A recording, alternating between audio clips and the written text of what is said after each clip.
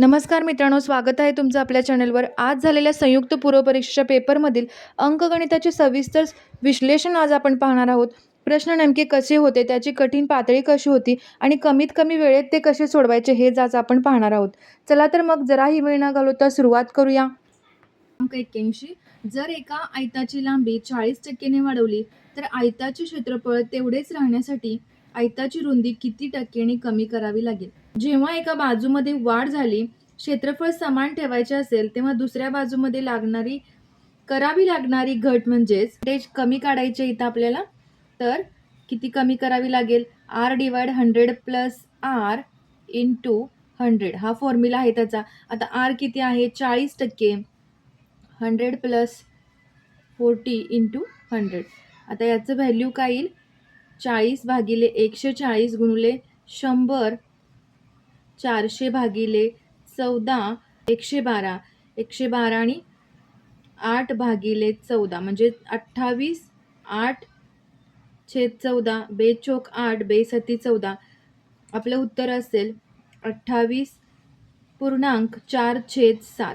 हे आपलं उत्तर असेल पर्याय क्रमांक 2. आता इथे पर्सेंटेज कमी काढायला सांगितले. एखाद्या बाजूमध्ये जेव्हा वाढ झालेली असेल आणि क्षेत्रफळ समान ठेवायचे असेल त्यावेळी हा फॉर्म्युला आपण यूज करतोय. आता पर्सेंटेज वाढ जर काढायची असेल तर फॉर्म्युला काय असेल? R/100 minus R into 100. जर इथं पर्सेंटेज टक्क्यांनी जर वाढ करावी लागेल असा प्रश्न असता तर हा फॉर्म्युला यूज केलेला असता. तर पर्सेंटेज किती पर्सेंटने कमी करावी लागेल असा आहे प्रश्न. त्यामुळे R/100 प्लस R इंटू 100. आपलं उत्तर असेल पर्याय क्रमांक 2, 28.4/7. प्रश्न क्रमांक 82. टीना हिने काही आंबे खरेदी केले, त्यातील 10% आंबे सडके होते. शिल्लक आंब्यापैकी 80% आंबे तिने मित्रांना दिले, तर तिच्याकडे 45 आंबे उरले असतील, तर तिने बाजारातून एकूण किती आंबे खरेदी केले? एक सोपी मेथड इथे यूज करणार आहे बघा आपण. समजा टीनाने 100 आंबे आणले, 100 आंबे खरेदी केले. ओके, त्यातील 10% सडके निघाले, म्हणजेच 90% शिल्लक राहिले असणार आहेत. 10% सडके म्हणजे 90% सडके राहिले. शिल्लक आंब्यांपैकी 80% आंबे तिने मित्रांना दिले, म्हणजे 80% 90च्या किती उत्तर येईल? म्हणजे 72 आंबे तिने 90 वजा 72, 72 आंबे तिने मित्रांना दिले, म्हणजे उरले किती तिच्याकडे? 18 आंबे उरले. पण इथे काय आहे? 45 आंबे तिच्याकडे उरलेले आहेत. म्हणजे 18ला 45 तर 100ला किती? आता तिरकस गुणाकार करूया. 45 गुणुले 100 भागिले 18. 3 सांग 18.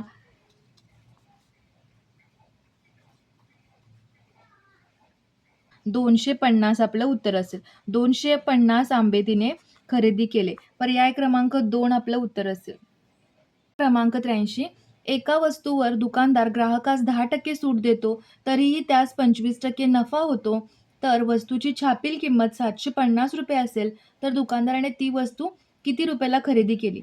आता इथे आपल्याला खरेदी किंमत काढायची आहे. छापील किंमत दिलेली आहे आपल्याकडे. छापील किंमत किती आहे? 750 रुपये.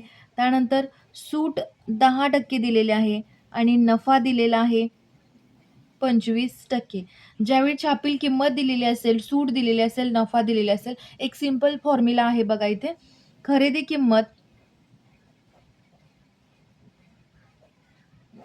भागिले छापील किंमत बरोबर 100 वजा सूट, पर्सेंटेज सूट आणि 100 अधिक पर्सेंटेज नफा. हा फॉर्म्युला असेल. हा फॉर्म्युला पाठ करा तुम्ही. स्पर्धा परीक्षामधील हा खूप महत्त्वाचा प्रश्न आहे. 100 वजा सूट किती आहे? 10 आणि 100 अधिक 25 खरेदी किंमत आपल्याला काढायची आहे आणि छापील किंमत आहे 750. इथं उत्तर काय येईल? 100 वजा 90 येईल, 100 वजा 10 90 येईल, 125 येईल, 100 अधिक 25 गुणिले 725 करतोय, 750 करतोय आपण. 25 पाचा 25 एक 75, 540 आपलं उत्तर असेल. खरेदी किंमत असेल 540. पर्याय क्रमांक 1 आपलं उत्तर असेल. क्रमांक 84 सोडवा. हा प्रश्न पुन्हा मी इथे लिहून घेते. √45 अधिक 245 डिवाइड 320 वजा 180. आता 45 आपण कसं लिहू शकतोय? 5 गुणिले 9 लिहू शकतोय. 245 कसं लिहू शकतोय? 5 गुणिले 49 लिहू शकतोय. डिवाइड 332 कसं लिहू शकतोय? 64 गुणिले 5 वजा 36 गुणिले 5 180 लिहितोय आपण. आता हेच कसं लिहूया बघा आपण. 9 हे रूटच्या बाहेर येईल, त्यामुळे 9चं वर्गमूळ काय असणार आहे? 3. 3√5 येईल प्लस 7√5 येईल. डिवाइड आहे हे 8√5 मायनस 6√5. आता याची ॲडिशन करूया. किती होईल? 10√5 होईल डिवाइड 2√5 होईल. आता 10√5 डिवाइड 2√5 किती होईल? √5 कॅन्सल होतील आणि 5 10 म्हणजे 5 आपलं उत्तर असेल. पर्याय क्रमांक 4 आपलं उत्तर असेल. क्रमांक 85 एका आयताकृती पट्टीची मोठी बाजू 40 सेमी आहे व कर्ण त्यापेक्षा 1 सेमीने मोठा आहे, तर त्या पट्टीची परिमिती किती? भूमितीचा प्रश्न आहे हा. लांबी दिलेली आहे. पट्टीची मोठी बाजू, आयताकृती पट्टीची मोठी बाजू म्हणजेच काय? ही लांबी असणार आहे. हे 40 सेमी आहे. त्याचा कर्ण दिलेला आहे, तो 1 सेमीने मोठा आहे, म्हणजे 41 सेमी असेल. या बाजूपेक्षा 1 सेमीने मोठा. पायथागोरस प्रमेय वापरून आपण ही रुंदी काढू शकतोय आयताची. या पायथागोरस प्रमेय काय आहे? कर्णचा वर्ग बरोबर पहिली बाजूचा वर्ग प्लस दुसऱ्या बाजूचा वर्ग. पहिली बाजू आहे 40चा वर्ग अधिक दुसरी बाजू दुसऱ्या बाजूचा वर्ग, कर्ण आहे 41. 41चा वर्ग असेल 1681 आणि 40चा वर्ग आहे 1600 अधिक दुसरी बाजू 1681 वजा 1600 बरोबर दुसरी बाजूचा वर्ग. इथे उत्तर किती येईल? 81 बरोबर दुसऱ्या बाजूचा वर्ग, म्हणजेच दुसरी बाजू काय आली? रूट घेऊया, दोन्ही साईडचं वर्गमूळ घेऊया. वर्गमूळ घेतल्यानंतर काय येईल उत्तर? दुसरी बाजू येईल 9 सेमी. 81चं रूट काय असणार आहे? 9 सेमी. आता इथे काय सांगितलं, तर त्या पट्टीची परिमिती काढा म्हणून सांगितलं. पट्टीची परिमिती म्हणजेच काय? आयताकृती पट्टीची परिमिती आहे 2L + B. L किती आहे? लांबी आहे 40, रुंदी आहे आत्ताच आपण काढलेली आहे 9 सेमी, म्हणजेच 2 गुणिले 49 98 सेमी आपलं उत्तर असेल. आयताकृती पट्टीची परिमिती असेल 98 सेमी. पर्याय क्रमांक 4 आपलं उत्तर असेल. क्रमांक 86 दोन संख्या 5:7 या प्रमाणात आहेत. जर दोन्ही संख्यामध्ये 12 मिळवले तर त्याचे प्रमाण 7:9 होते. मूळ दोन संख्यामधील फरक किती आहे? एक शॉर्ट ट्रिक आहे बघा इथे. आपण एक तर असं करू शकतोय 5x divide 7x plus 12 plus दोन्ही संख्यामध्ये 12 मिळवायचं आणि 7:9. हे इक्वेशन सॉल्व्ह करून या दोन्हीमधला डिफरन्स काढू शकतो आपण. ही एक पहिली मेथड झाली. दुसरी मेथड बघा काय आहे. यामध्ये फरक किती आहे? 7 वजा 5. दुसरी मेथड, दुसरी पद्धत बघतोय आपण इथं. 7 वजा 5 किती होईल? 2 होईल.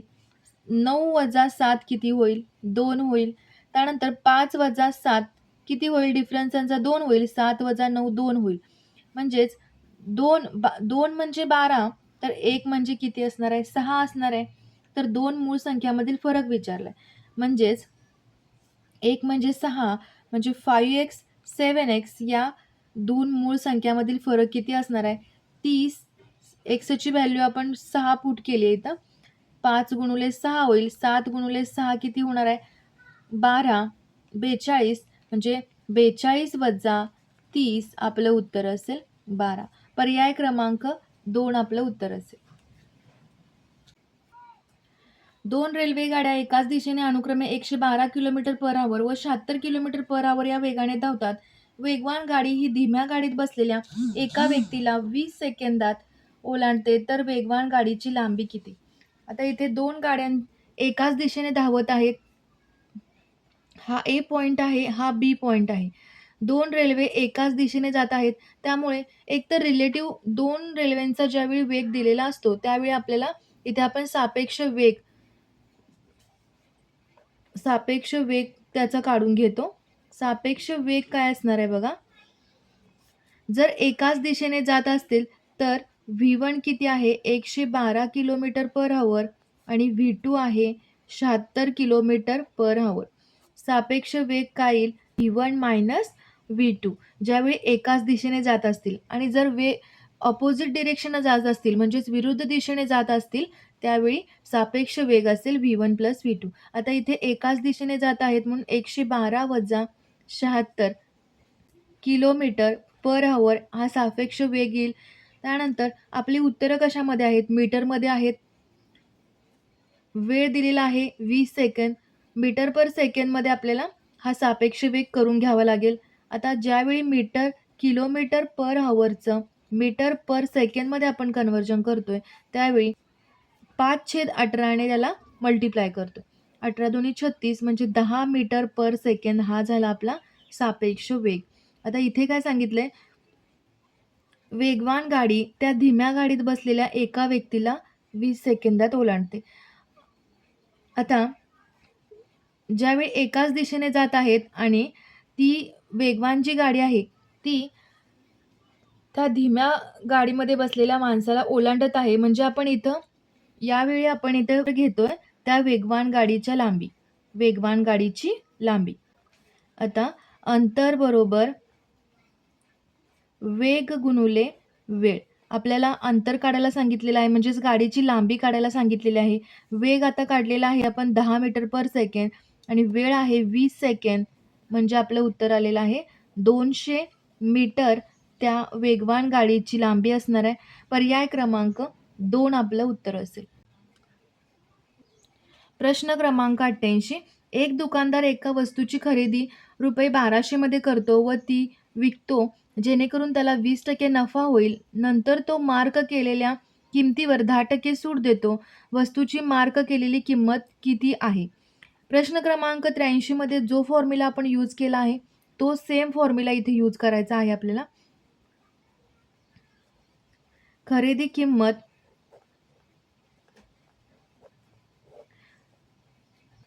भागिले छापील किंमत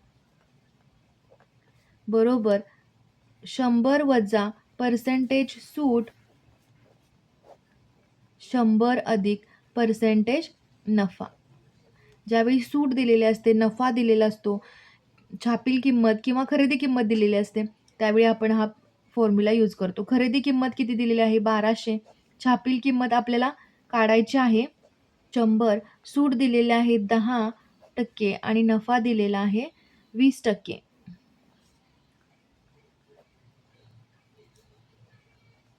छापील किंमत इथे x घेऊया. आता याचं उत्तर काय येईल? x बरोबर 1200 गुणिले 120 भागिले 90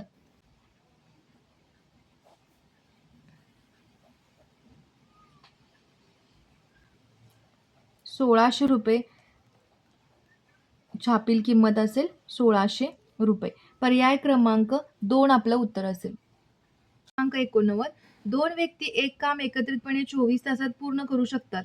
जर त्यांच्यातील वेगाने काम करणारी व्यक्ती दुसऱ्या व्यक्तीपेक्षा 3 पट वेगाने काम करत असेल तर फक्त वेगाने काम करणारी व्यक्ती ते काम किती दिवसात पूर्ण करेल? आता वेगाने बी हा व्यक्ती काय करतोय? धीम्या गतीने काम करतोय बरोबर. तो 1 एवढं काम करतोय आणि ए हा व्यक्ती काय करतोय? 3 पट बीच्या 3 पट काम करतोय. म्हणजे किती करतोय तो? 3 एवढं काम करतोय. दोघे मिळून किती करणार आहेत? 1 अधिक 3 किती? 4 करणार आहेत. तर त्याने काय सांगितलंय? दोन व्यक्ती एक काम एकत्रितपणे 24 तासात पूर्ण करतात.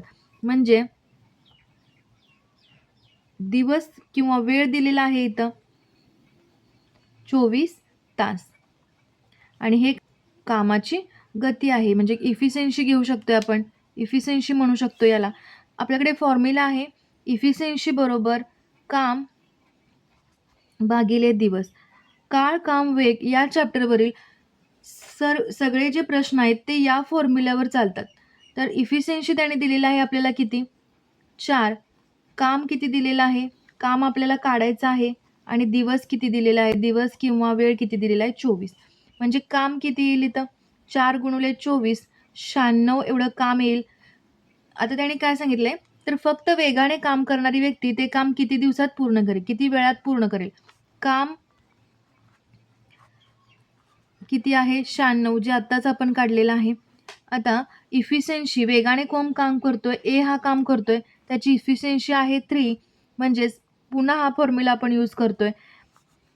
इफिशियन्सी 3 आहे, काम आहे 96, तर किती वेळ लागेल? वेळ बरोबर 96 भागिले 3 32 तास लागतील. पर्याय क्रमांक 4 आपलं उत्तर असेल 32 तास. रणधीरजवळ 10,000 रुपये होते. त्यापैकी काही रक्कम तो स्कीम ए मध्ये 5% दरशेकडा सरळ व्याज दराने गुंतवतो, तर उर्वरित रक्कम स्कीम बी मध्ये 8% दशांश सरळ व्याज दराने गुंतवतो, तर त्याला 1 वर्षानंतर 710 रुपये व्याज मिळाले, तर त्याने स्कीम बी मध्ये किती गुंतवणूक केली? समजा स्कीम बी मधली गुंतवणूक काढायची. बी मध्ये गुंतवलेले आहेत त्याने एक्स रुपये एवढे गुंतवलेले आहेत. स्कीम ए मध्ये किती? दोन्हीमध्ये मिळून त्याने 10,000 रुपये गुंतवले आहेत. म्हणजे स्कीम ए मध्ये किती घेऊया? 10,000 वजा एक्स. आता सरळ व्याजाचा फॉर्म्युला वापरायचा आपल्याला इथं. व्याज बरोबर PNR डिवाइड 100. आता व्याज किती आहे? दोन्हीचं मिळून व्याज किती आहे? 710. त्यानंतर पी किती आहे? 5% दराने, म्हणजे स्कीम ए मध्ये 5% दराने किती गुंतवलेत त्याने? 10,000 वजा एक्स एवढी रक्कम गुंतवले, गुणुले एन किती आहे? 1, म्हणजे एका वर्षासाठी आणि रेट आहे 5%, डिवाइड 100 करतोय, प्लस एक्स बी स्कीममध्ये गुंतवलेले आहेत एका वर्षासाठी आणि 8% दराने, डिवाइड 100, आणि हे दोघांचे मिळून व्याज किती मिळालेले आहे? 700. आता बेस समान आहे इथं, 100 लिहून घेऊया आणि याचं उत्तर काय येईल? 10,000 गुणुले 5 50,000 वजा 5x प्लस बेस समान केलेला आहे इथं 8x. आता हे होईल 50,000 अधिक 3x भागिले 100. 710 गुणुले 100 बरोबर 50,000 अधिक 3x. हे किती होईल? 71,000 वजा 50,000 बरोबर 3x. म्हणजेच याचं किती येईल? 21,000 भागिले 3. एक्स म्हणजे बी मध्ये गुंतवलेली रक्कम आहे ही, म्हणजे 3 ते 21. 7,000 आपलं उत्तर असेल. एक्स बरोबर 7,000 रुपये. पर्याय क्रमांक 4 आपलं उत्तर असेल. प्रश्न क्रमांक 93. जर 2x अधिक 3y बरोबर 118, 2x वजा 3y बरोबर वजा 62, तर y ची किंमत किती? समीकरणाचे एक्झाम्पल आहे हे. 118 2x मायनस 3y वजा 62. आता यांची काय करूया? ॲडिशन करूया. 3y मायनस 3y कॅन्सल होईल. 2x 4x होईल. 56 होईल. एक्सची व्हॅल्यू किती येईल? 56 भागिले 4. 14 व्हॅल्यू आली एक्सची.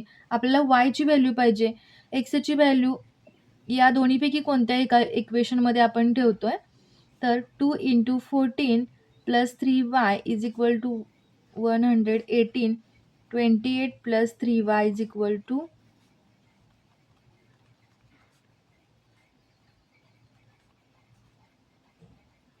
y बरोबर किती आलेला आहे? 30. पर्याय क्रमांक 4 आपलं उत्तर असेल. क्रमांक 98. प्रश्नचिन्हाच्या ठिकाणी योग्य अंक शोधा. आता ही सिरीज आपण पुन्हा लिहून घेतो इथे. प्रश्नचिन्ह म्हणजे 14 अधिक 13 किती होणार आहे? 27 बाकी. त्यानंतर 90 वजा 119 29 होईल. 33 होईल. आता या दोघांचा डिफरन्स किती होईल? 4 होईल. या दोघांचा डिफरन्स 4 म्हणजे 4चा डिफरन्स आहे इथे. आता 17 अधिक 4 किती होणार आहे? 21 होईल आणि 44 अधिक 21 65 येते इथे या बॉक्समध्ये प्रश्नचिन्हाच्या ठिकाणी 65 होईल यांची बेरीज. आता हे आपण चेक करूया इथे 65 प्लस पुन्हा इथे 4 होणार आहे. इथं 25 होईल. 65 प्लस 25 किती होईल? 90 होईल. त्यामुळे आपलं हे 65 हे उत्तर बरोबर आहे. पर्याय क्रमांक बी आपलं उत्तर असेल 65.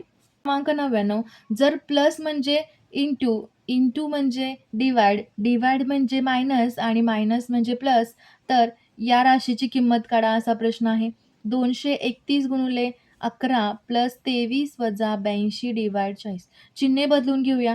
231 गुणुले म्हणजे डिवाइड आहे, प्लस म्हणजे इंटू आहे, मायनस म्हणजे प्लस आहे आणि डिवाइड म्हणजे मायनस आहे. आता बॉडमास रूल यूज करतोय आपण.